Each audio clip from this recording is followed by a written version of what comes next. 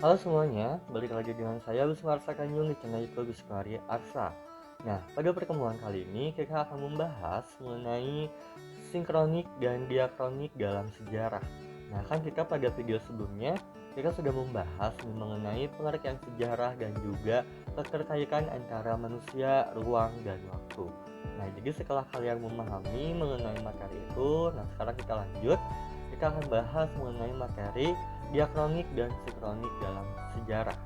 Oke, kita langsung saja ke pemateriannya. Selamat menyaksikan.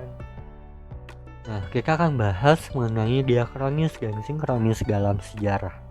Seperti yang telah dijelaskan sebelumnya, ilmu sejarah adalah ilmu yang mengkaji tentang waktu. Nah, menurut ilmuwan sosial yang bernama John Galtung, ia berpendapat bahwa sejarah adalah ilmu diakronis dan ilmu sosial lainnya yaitu ilmu sinkronis. Nah, jadi di sini ilmu sejarahku berbeda dengan ilmu sosial lainnya seperti sosiologi, ekonomi, antropologi dan yang lain sebagainya.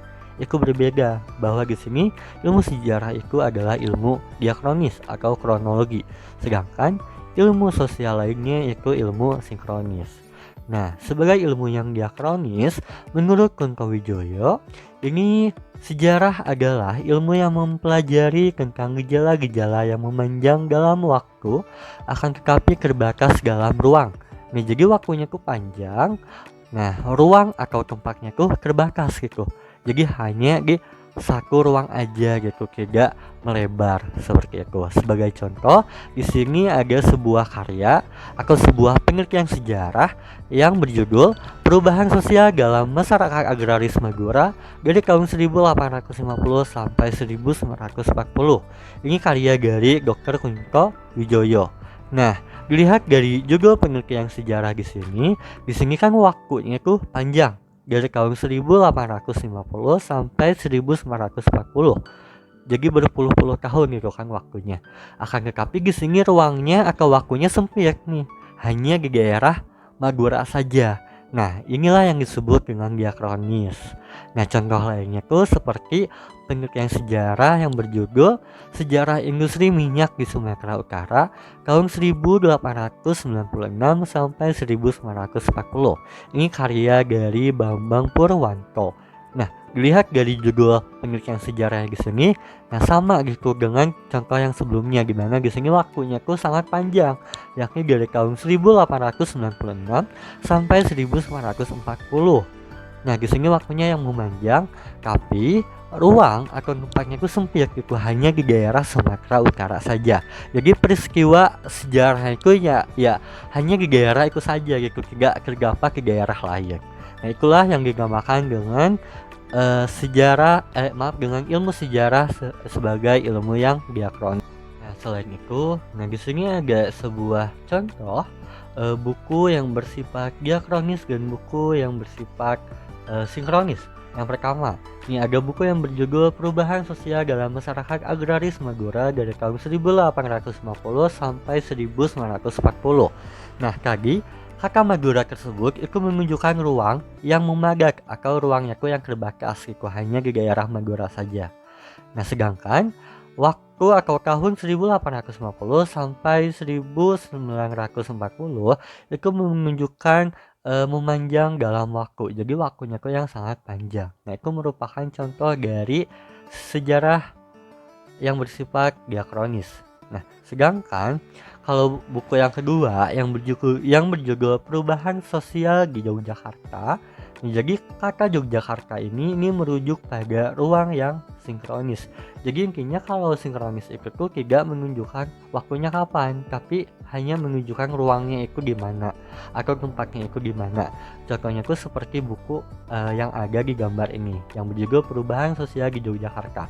Jadi di dalam isi pembahasan itu tuh ya membahas mengenai secara keseluruhan tentang perubahan-perubahan sosial yang terjadi di Yogyakarta, baik dari aspek sejarahnya, kemudian aspek sosiologinya, ekonominya, dan yang lain sebagainya. Nah, jadi itu dibahas di buku yang berjudul Perubahan Sosial di Yogyakarta. Setelah kalian membandingkan antara sinkronis dan diakronis, serta kalian juga sudah memahami bahwa ilmu sejarah itu diakronis, yakni yang menjelaskan berbagai peristiwa masa lalu dalam rentang waktu yang panjang. Nah, selain itu juga sebagai ilmu yang diakronis, ilmu sejarah juga lebih menekankan kepada proses dan dinamika suatu peristiwa sejarah berdasarkan perkembangan, perubahan, kesinambungan, dan pengulangan. Nah, yang pertama itu kronologi. Nah, ilmu sejarah menjelaskan perubahan dalam ringkas waktu yang disampaikan secara berurutan dari waktu yang paling awal hingga waktu yang paling akhir. Artinya, ilmu sejarah diakronis disampaikan secara kronologis. Jadi intinya tuh dalam peristiwa sejarah itu tuh dijelaskan gitu dari awal suatu peristiwa sampai akhir suatu peristiwa itu terjadi. Contoh, misalnya tuh kita bahas mengenai kerajaan Mataram kuno. Nah, di dalam sejarah itu harus dibahas itu mengenai latar belakang atau awal mula kerajaan Mataram kuno. Kemudian juga itu kan dari awalnya. Kemudian kita juga harus membahas juga mengenai masa kejayaan kerajaan Mataram kuno. Dan kita juga harus membahas mengenai masa keruntuhan kerajaan Mataram kuno. Nah, itulah yang dinamakan kronologis gitu. Jadi dijelaskannya itu secara berurutan dari awal mula dibentuknya kerajaan Mataram kuno sampai akhir, yakni sampai keruntuhan kerajaan Mataram kuno. Nah, itulah yang disebut dengan kronologis. Nah, contoh lainnya ini merupakan contoh kronologis dalam sejarah. Misalnya ini nih, lahirnya Pancasila. Jadi kronologis itu kayak garis waktu seperti itu nih. Kayak dimulainya dari 1 Maret 1945 ini baru dibentuknya pembentukan BPUPKI. Kemudian diakhiri dengan 18 Agustus 1945 ini disahkannya Pancasila sebagai dasar negara. Nah, ini contoh dari kronologi dalam sejarah seperti itu. Ya, mungkin kalian sudah memahami mengenai kronologi itu seperti apa. Nah, yang kedua yaitu ada periodisasi. Nah, ketika kalian belajar sejarah, itu tentunya terdapat periodisasi yang juga menjadi hal yang paling penting untuk diperhatikan. Nah, periodisasi ini adalah pembabakan waktu dalam sejarah dengan cara menghubungkan berbagai peristiwa sesuai dengan masanya dalam satu periode. Nah, periodisasi dalam sejarah ini berdasarkan kriteria tertentu yang ditentukan oleh sejarawan. Jadi intinya periodisasi itu kayak pengelompokan peristiwa-peristiwa sejarah.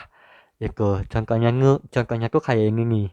Kayak kan menurut Taufik Abdullah tuh kan dalam bukunya yang berjudul Indonesia dalam Arus Sejarah. Nah, peristiwa-peristiwa sejarah itu terbagi menjadi beberapa pengelompokan atau beberapa masa atau beberapa periodisasi. Yang pertama dimulai dari masa prasejarah, kemudian kerajaan Hindu-Buddha, kedatangan dan peradaban Islam, sampai masa Orde Baru dan reformasi. Nah, inilah yang disebut dengan periodisasi. Jadi pengelompokan peristiwa-peristiwa yang terjadi di Indonesia gitu contohnya. Nah, tapi itu tuh berdasarkan zaman dan si peristiwa itu tuh masih keterhubungan enggak gitu, masih keterkaitan enggak itu, sehingga bisa dijadikan satu kelompok. Misalnya tuh kayak kerajaan Mataram kuno dengan kerajaan Sriwijaya. Nah, itu dijadikan satu periodisasi enggak? Nah, ternyata bisa gitu, dikarenakan kan itu berkembangnya pada masa perkembangan kerajaan Hindu-Buddha. Seperti itu. Tapi misalnya tuh kerajaan Mataram kuno dengan kerajaan Samudra Pasai, nah itu baru tidak bisa di satu kelompokan, tidak bisa di satu periodisasi gitu, dikarenakan kan kerajaan Mataram kuno kan itu berkembangnya pada agama Hindu gitu, sedangkan kerajaan Samudra Pasai itu berkembangnya pada masa kerajaan Islam kayak gitu. Itu berbeda zaman juga. Nah, itulah yang dinamakan periodisasi. Nah, kemudian berpikir sinkronis. Nah, setelah kalian belajar tentang berpikir diakronis itu seperti apa, nah, sinkronis secara etimologis berasal dari bahasa Yunani, yaitu sinkronus yang berarti terjadi secara bersamaan.